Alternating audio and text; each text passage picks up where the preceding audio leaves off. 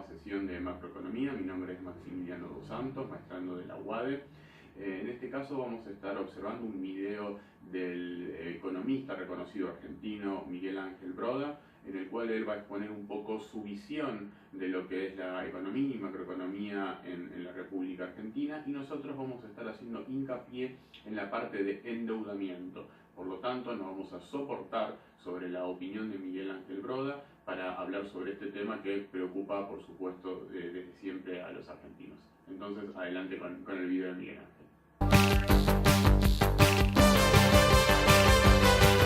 ¿Qué es exactamente lo que vos planteaste? Digo, para que reconstruyamos el crimen, ¿no? Bueno, yo planteé que la mezcla de política fiscal muy expansiva, financiada con ahorro externo, y política monetaria de metas de inflación, con la variable instrumental, la tasa de interés, genera problemas en el corto plazo, en el sentido de que la recuperación es mucho más moderada, y eso genera además consecuencias de que el afán de ganar las elecciones implica un montón de cosas que van contra los objetivos de largo plazo. Y además es algo absolutamente transitorio, porque no podés seguir aumentando la deuda pública por un lado y no podés seguir aumentando los pasivos no remunerados del Banco Central. El presidente ha seguido la tendencia de incremento del déficit fiscal, solo ha sustituido fuentes de financiamiento. Pero si uno mira el gobierno de Cristina, esto ha seguido increyendo. O sea, eso es transitorio y no permanente. Bueno, lo que hizo es tomar plata, pedir prestado para seguir en el mismo esquema. Y sustituyó la fuente de menos participación del Banco Central, entregando reservas y emitiendo pesos, y más endeudamiento externo.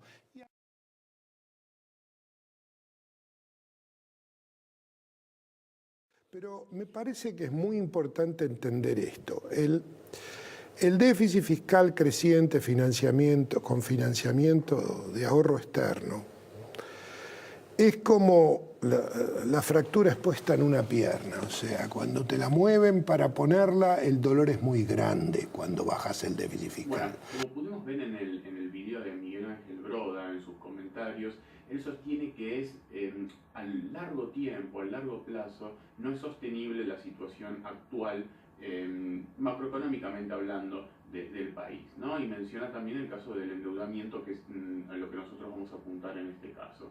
Primero, para comprender esta situación, debemos darle un marco teórico a lo que es la definición de endeudamiento, ¿verdad? Cuando hablamos de deuda pública o soberana de un país, nos estamos refiriendo a lo que el Estado adeuda, la acumulación de las deudas que tiene con los particulares y con países extranjeros, por supuesto.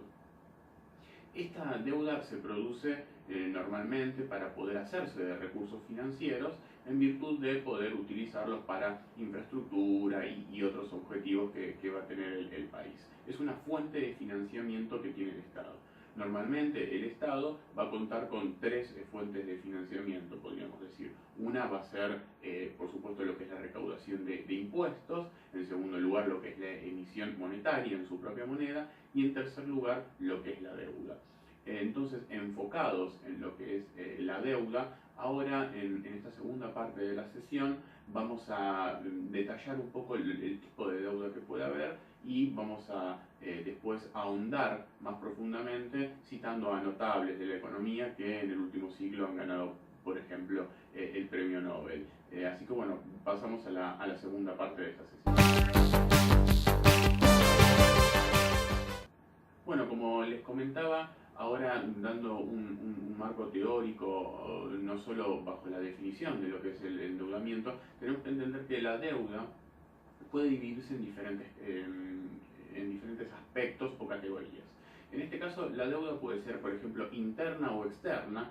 Interna va a ser cuando quede suscrita solamente a los nacionales, entonces el Estado estará pidiendo prestado, por decirlo de alguna forma, al Tesoro Nacional, al Banco Central, etc.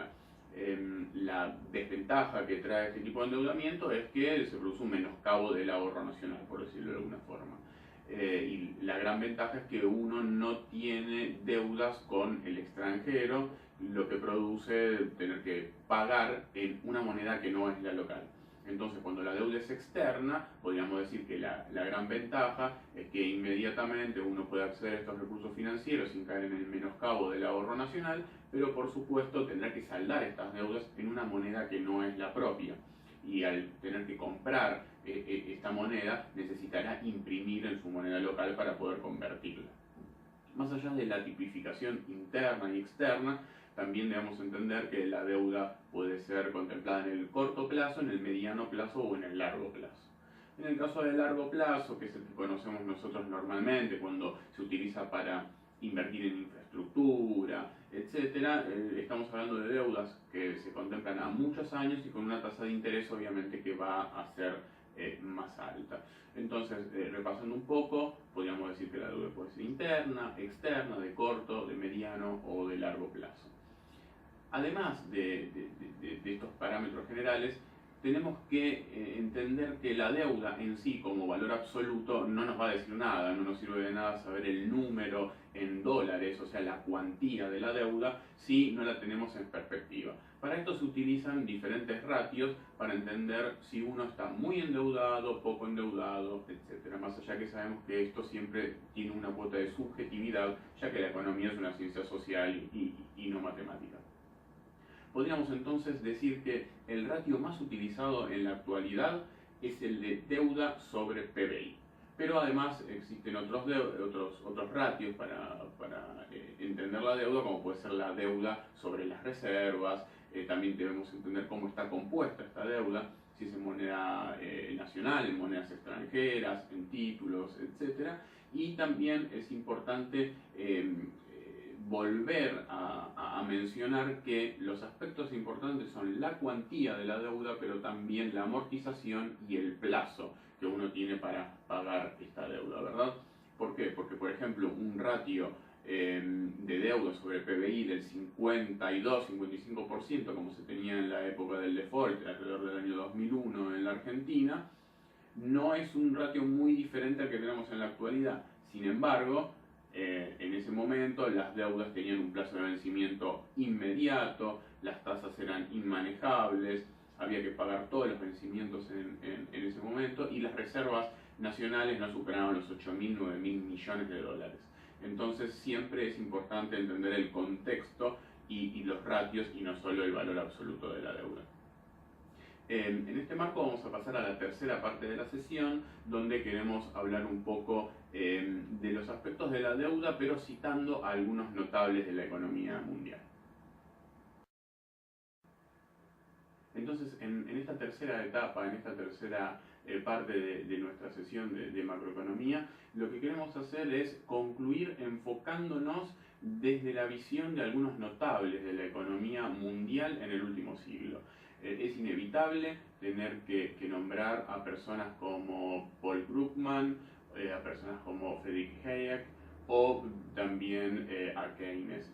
Entonces, desde el punto de vista del endeudamiento, ¿qué nos pueden mostrar estas personas, ¿no? Es importante destacar que no hay un caso donde algunos de ellos diga directamente que hay que endeudarse, que no hay que endeudarse. Por supuesto que las directivas no son de esa forma, pero hay que entender que, por ejemplo, desde la visión de Friedrich Hayek, quien vivió la hiperinflación de la Alemania de la época de la República de Weimar, donde la hiperinflación era realmente terrible y la gente no podía ya alimentarse, en ese contexto él creó desde su visión igualmente liberal una perspectiva de que la deuda no es buena, de que no hay que endeudarse en la medida de lo posible y que hay que controlar el costo fiscal, ¿verdad? Entonces es algo más contractivo, es algo donde uno no busca endeudarse para crecer y siempre visto desde el lugar que a él le tocó vivir, ¿no? En la República de Weimar. En contrapuesta, ¿no? Por el otro lado, podemos citar, por ejemplo, a Paul Krugman, ¿no? Paul Krugman es considerado lo que podríamos decir un neo-keynesiano. Por lo tanto, él, por ejemplo, en un artículo del año 2015, dice: la deuda es buena. Esto hay que también tomarlo en contexto, ¿no? Siempre decimos lo mismo.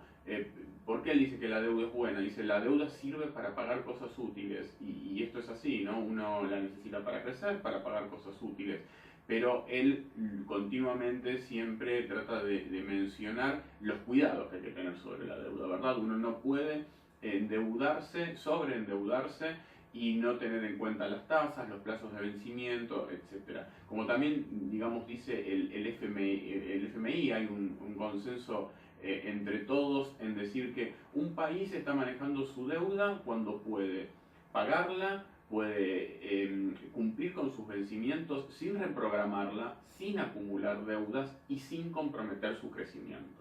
Y esto es un poco también la visión de Paul Krugman, ¿verdad? Desde ese punto de vista neo-keynesiano. La deuda es buena, sirve para crecer, sirve para ampliarnos, pero esto tampoco tiene que comprometer el PBI nuestro. Si somos un país emergente y necesitamos crecer a una tasa del 6, 7, 8%, y nos endeudamos y seguimos creciendo esa tasa, quiere decir que estamos haciendo probablemente las cosas bien. Pero si estamos creciendo a tasas negativas o a 1 o 2%, evidentemente estamos comprometiendo nuestro crecimiento solo por endeudarnos, lo cual no es recomendable, y este notable de la economía hace hincapié en eso. También han habido otras publicaciones, como fue, digamos, la pelea, por decirlo de alguna forma, entre Reinhardt y Rogoff contra Hampton. Hampton es un doctor de Harvard que refutó esta publicación de los dos jefes del FMI, donde decían que la deuda, tarde o temprano, lo que produce es recesión.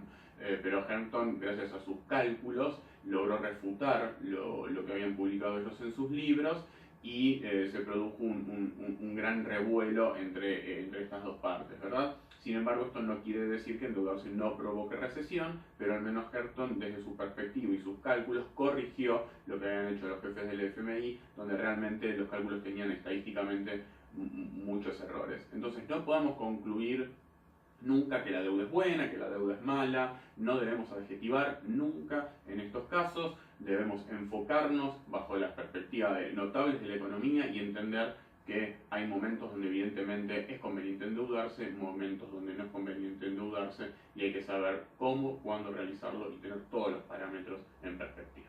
Así que de esta forma cerramos esta sesión de macroeconomía, y espero que les haya ayudado. Hasta luego y muchas gracias.